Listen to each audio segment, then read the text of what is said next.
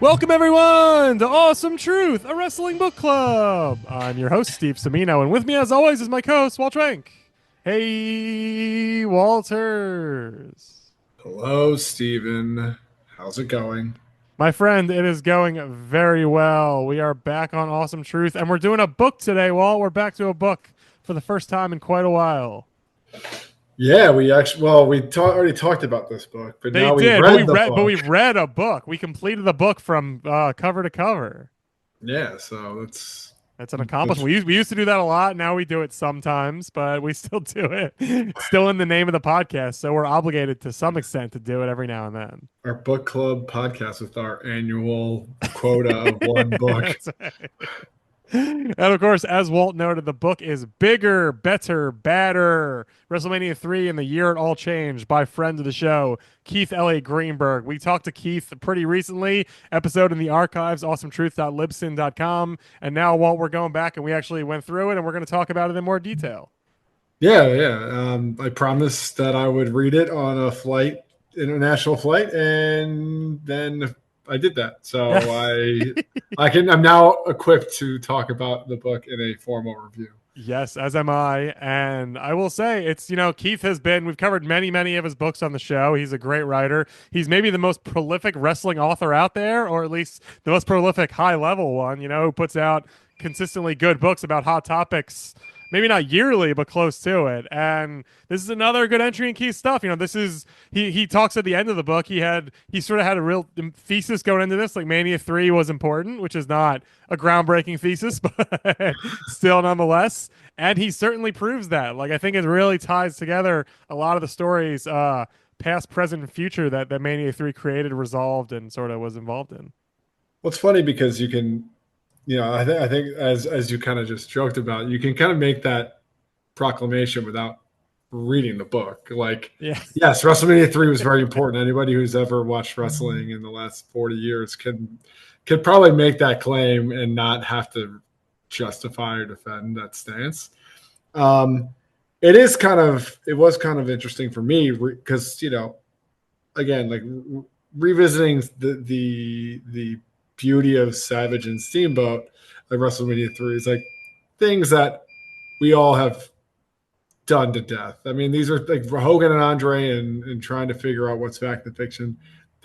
These are things that like are just part of a wrestling fans like vernacular, or just commonplace. But actually going back and actually revisiting it, kind of like with what we did with the WrestleMania 9 documentary in the archives too. It's just like seeing how it actually came together in certain ways was, I thought, kind of interesting because those are the stories that we actually don't get a whole lot of. It's like just the logistics of this of the dome and how they were going to do this thing, and we take for granted the fact that these things are done every year.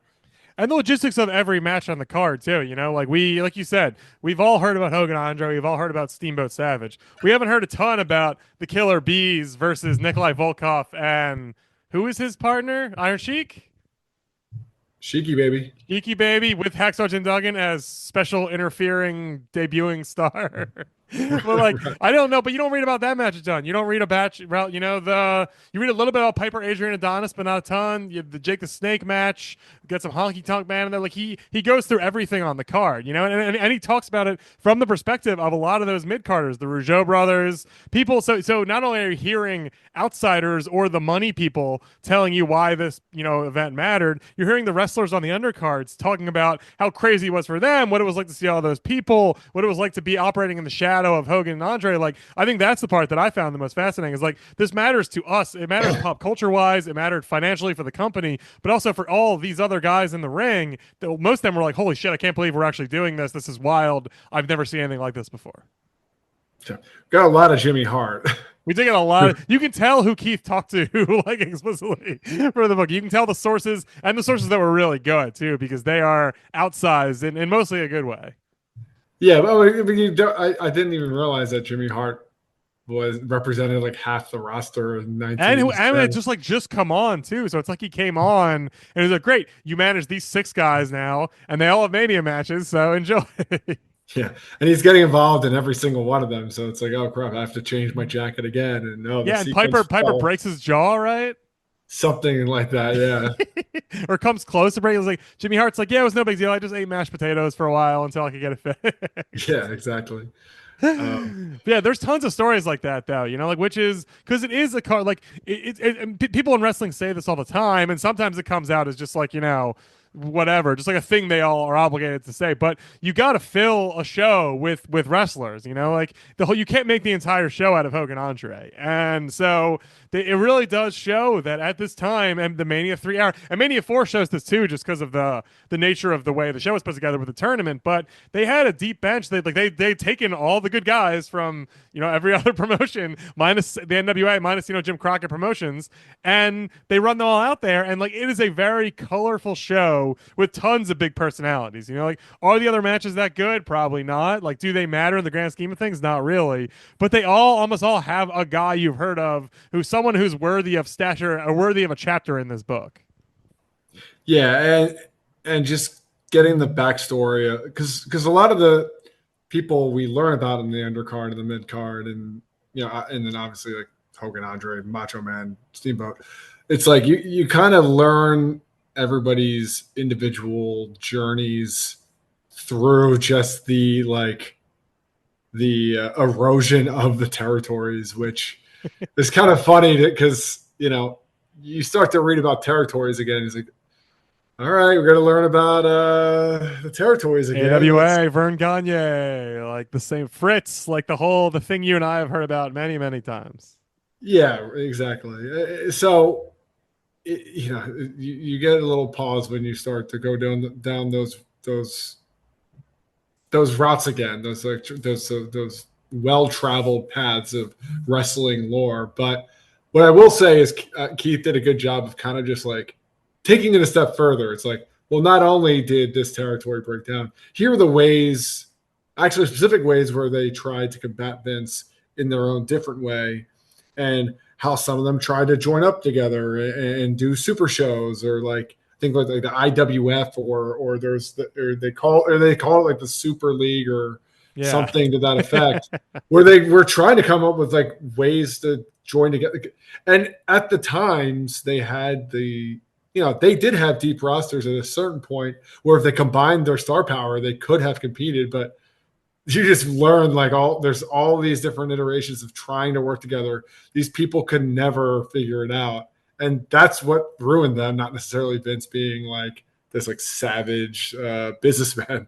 It's like, Yeah. oh, it's because we just couldn't work together because we're a bunch of like shyster promoters. Yeah, and Vince seemed to know, he had been in the business for a while. They're working with his father. He seemed to know there were a bunch of shyster, backstabbers, and and also I think Keith really emphasizes none of these guys had any long term vision business wise. Like Vince's vision was like, I'm going, like he was like, I'm going to go A to B to C to D. A lot of these guys, like you said, they're like, let's team up for a super show, and it's like, great, okay. So then what's after that? They're like, oh, like another, like they had no next step. Like there was no long term strategy combination, them teaming up together. Like they're just there, and there was no way they were going to be able to team up in a long term capacity like that. It just seemed like anathema to how they do business, Whereas Yeah. Vince didn't have to worry about that. Vince was like, I have the money and the power, and I know exactly what I'm going to do, and like when I have to swerve and crush you, I will do so. Like if I have to put a Survivor Series on up against your show, I'm happy to do it. But at the same time, I also know where I'm going year to year and how I want to expand,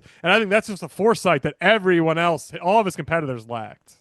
Yeah, it's funny because it seems like at times the promoters were like they were doing the same steps that Vince had done, but like without an actual plan. It's like Crockett going to Philly, New York, Chicago. Chicago, like all these markets, like only made sense just because Vince was doing it and became like a national powerhouse. But like you can't just go to a different market and just like be like visible, like because not only did they not work in those markets, then they completely like were just got away from the things that made them successful in the markets that they were built up in. And it just comes to this certain point where it's like, Vince started the fire, but like the promoters themselves found different and interesting and unique ways to kind of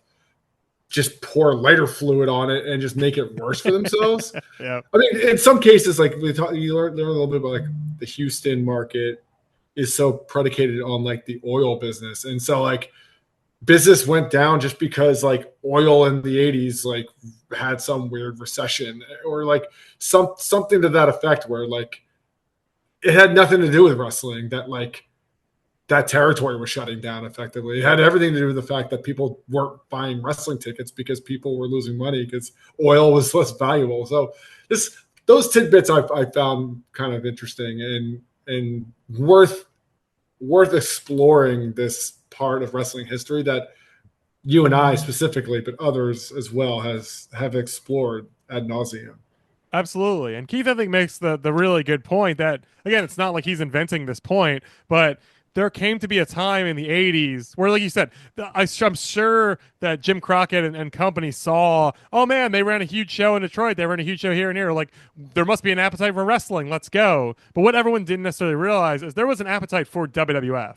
It's like when Nintendo came to mean video games in the 80s, like kids would say let's play Nintendo. They just meant games. Like they weren't necessarily playing the Nintendo Entertainment System. They were playing video games, but Nintendo was video games. WWF was wrestling. Like no one wanted to, like, kids didn't want to go see Ric Flair. They didn't want to go see Ronnie Garvin. They wanted to go see WWF. And more, I think Keith even says this, people or someone else said it to him. They want to see Hulk Hogan, like they no one else had Hogan. Like as much as we hate Terry at this point, as full of shit as Terry is, and what a cancer he is on the business in so many ways. Like in the 80s, kids just want to see Hogan hard stop. Like it's again, you have to have a full show. You can't just have 3 hours of Hogan. But people were paying to see that guy. Like it's almost astounding to read about the enthusiasm around him, because like we know how big he is, but what he created and what he built just on his charisma and personality is still wild to think about. Like he was such a force that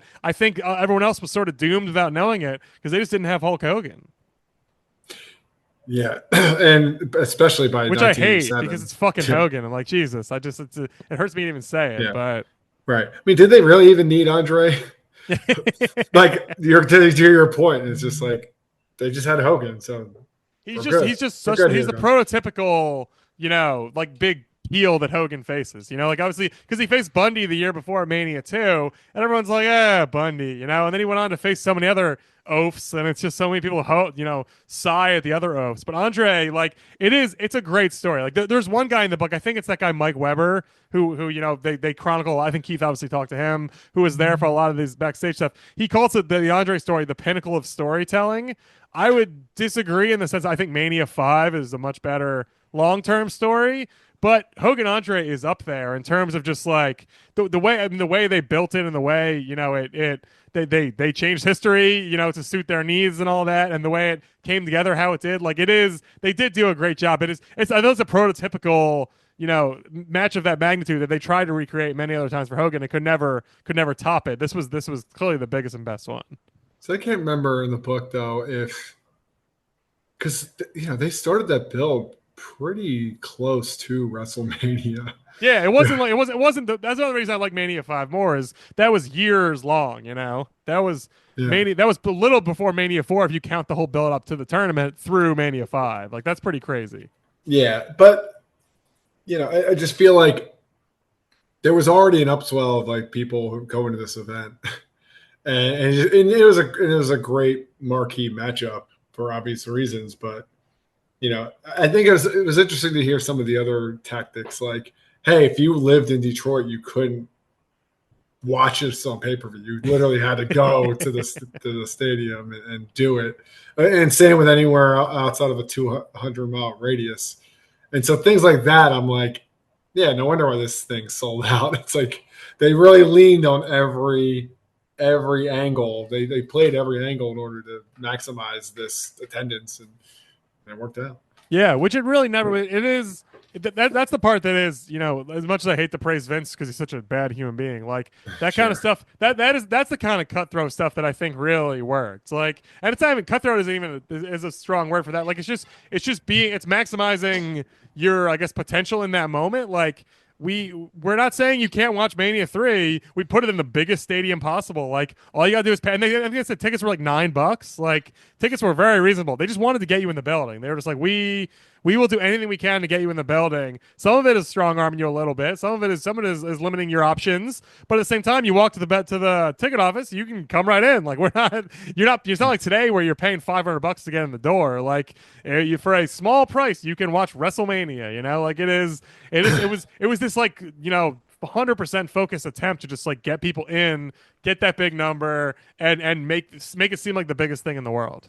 Although it did seem like they, I mean, it's anecdotal and it's a small sample size, but Keith did find several people who from the New York area were like, "Yeah, I'm going to hitchhike to this thing. I'm making it to watch this event in Detroit." Vlad's back again. Vlad's all over the place these days.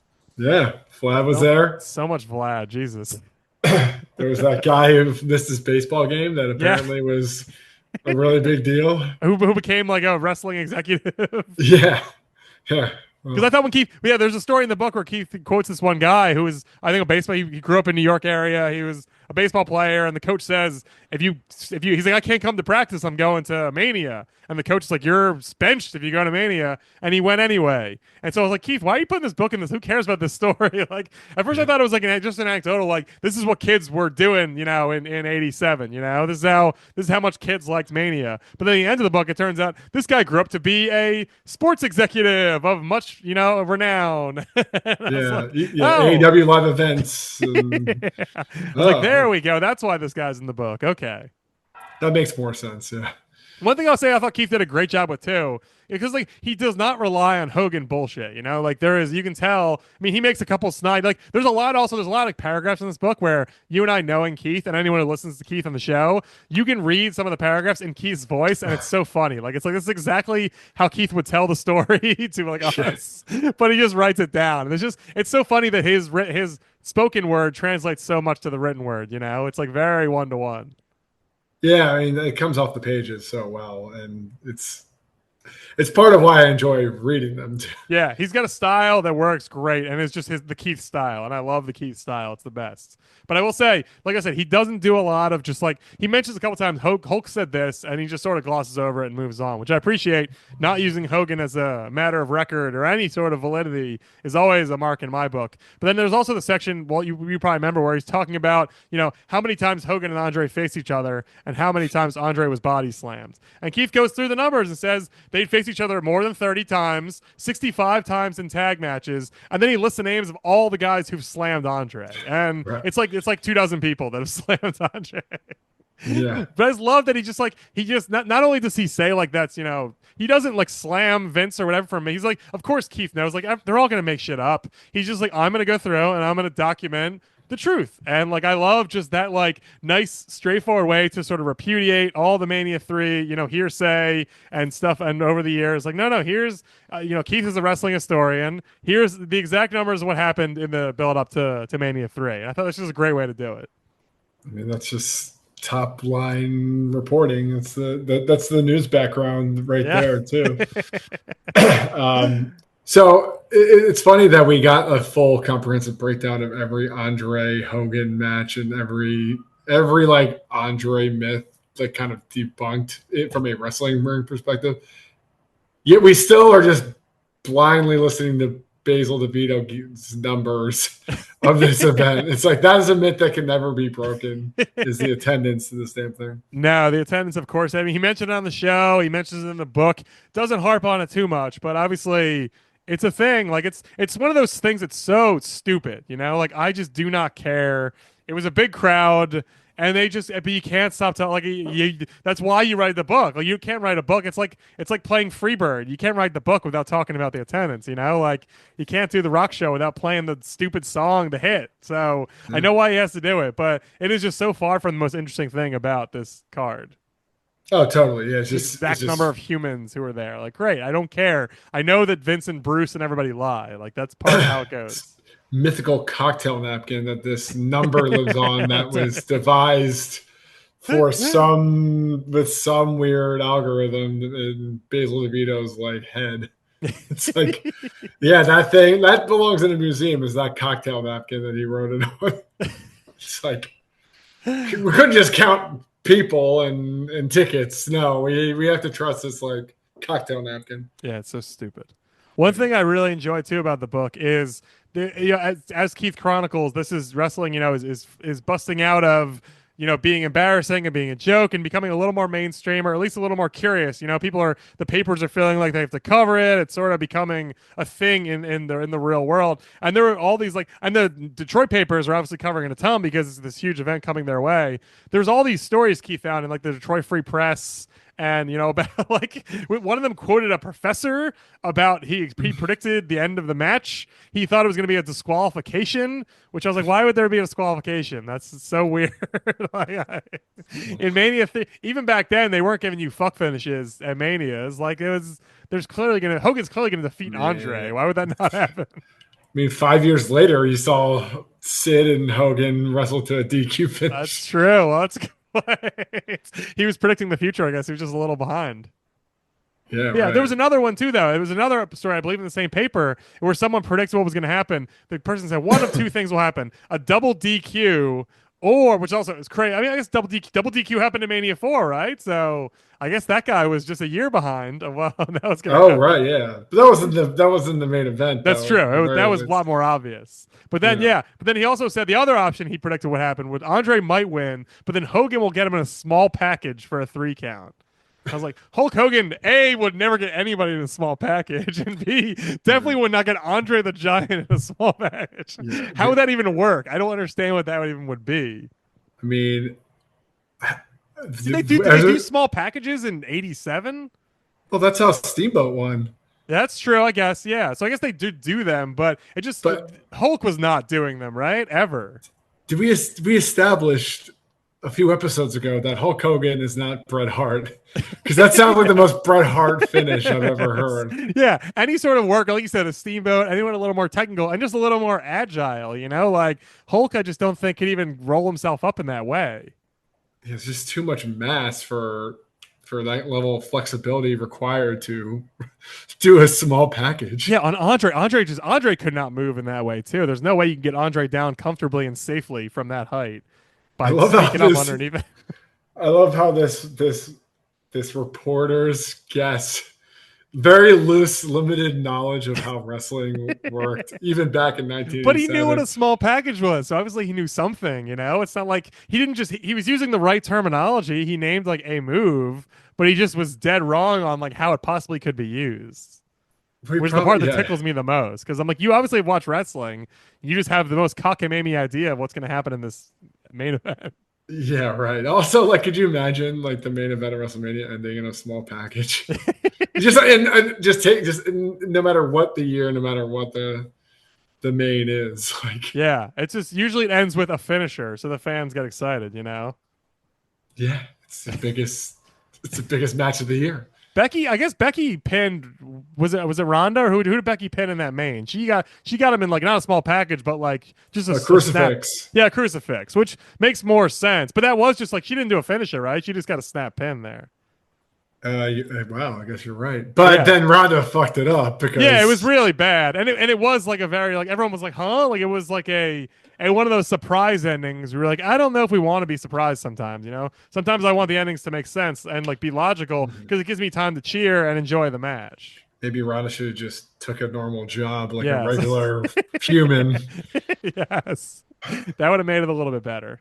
Just like Andre took a normal job like a regular human. Yeah, he got pinned by the leg drop, like as he should have done. Which again, Keith does a great job in refuting. That's the other thing you have to put in your Mania 3 book or any Mania 3 story, which is Hulk Hogan insists that the finish was not guaranteed when he walked out of the curtain, and Keith doesn't belabor that point. He just says, I highly doubt that Vince McMahon would allow that to happen, which is all you need to say, because obviously Keith just wrote 250 pages on how Vince was smart and conniving and forward thinking, et cetera, et cetera. And then Hulk's like, yeah, but Vince we didn't have the finish. And it's like, Vince that doesn't make any sense. Yeah. Well, also when they broke down the payday for both of them, it's like they both earned $750,000 for the match, and then Andre got an extra $250 for the job. It's like, yeah, I think you're doing a job at that point. I mean, that's a lot Yeah. of money in 1987. So Yeah, you're gonna sit on Hulk Hogan and ruin the match and cost yourself $1 million for no reason. would Hogan have gotten that 250 if Andre decided he Yeah. wasn't going to lose the match? I don't know. That's a good question. We don't get into the weeds on that one, but I'd be curious.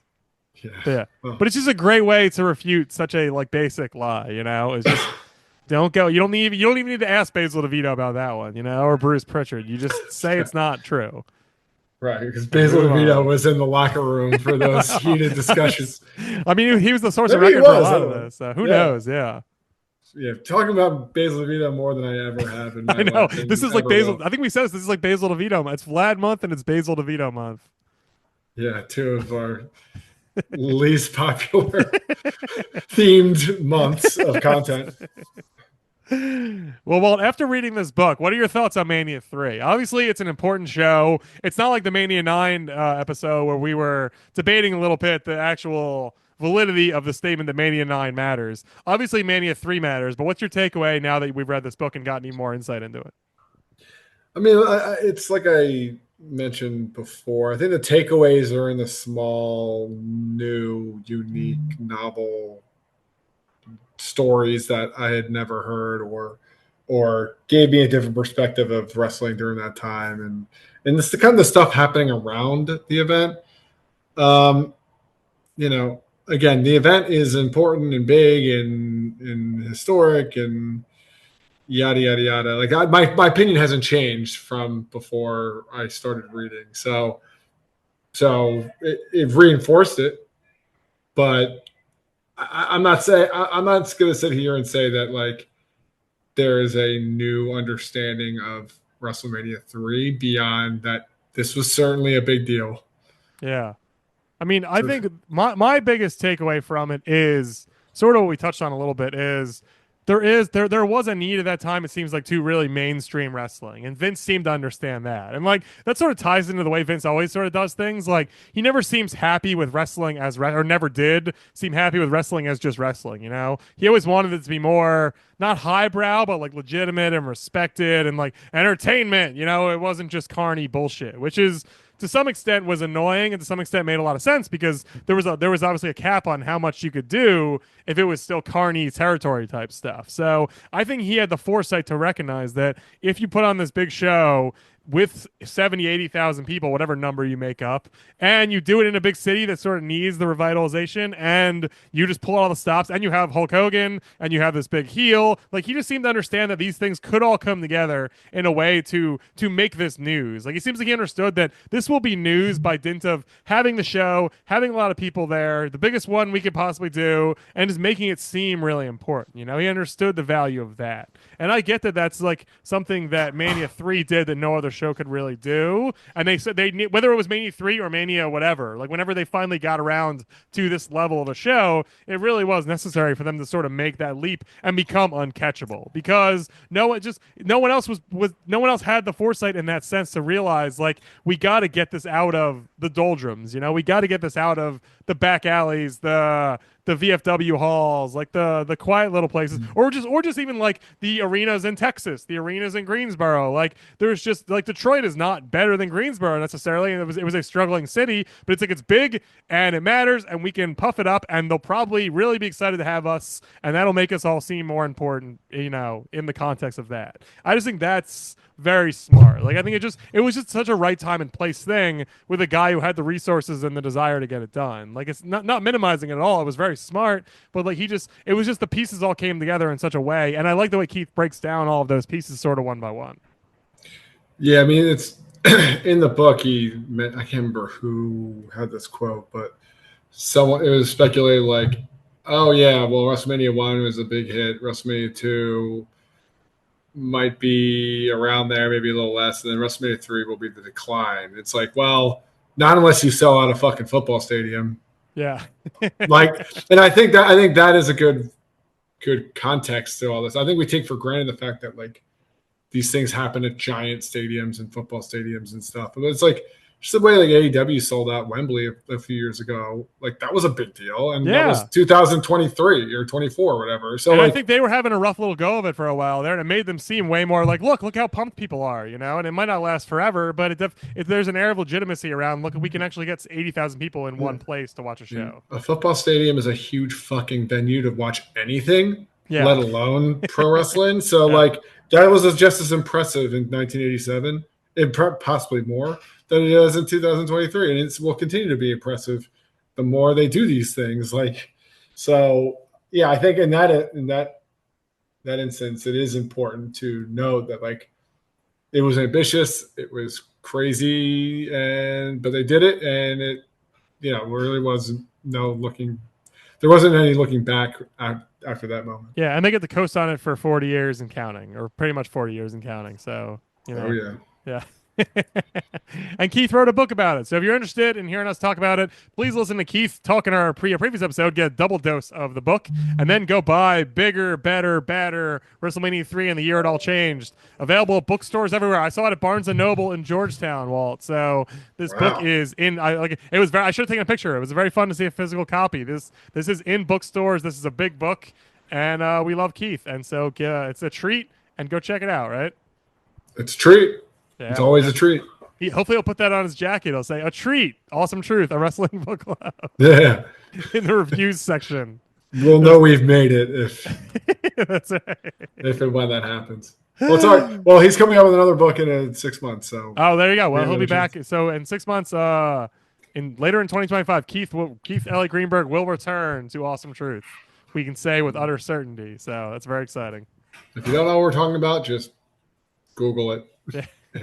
You have 6 months to figure out what we're talking about.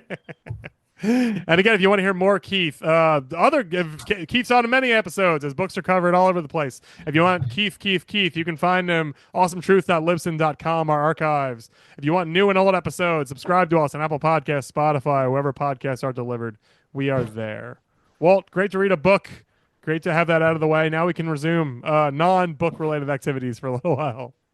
Exciting watch-alongs and Our bread buddy. documentaries. Yeah. Nice, easy stuff. In and out. That's the way we like it too. Low commitment. That's what I'm Right. talking about. Thank you all so much for listening. And remember, the truth will set you free.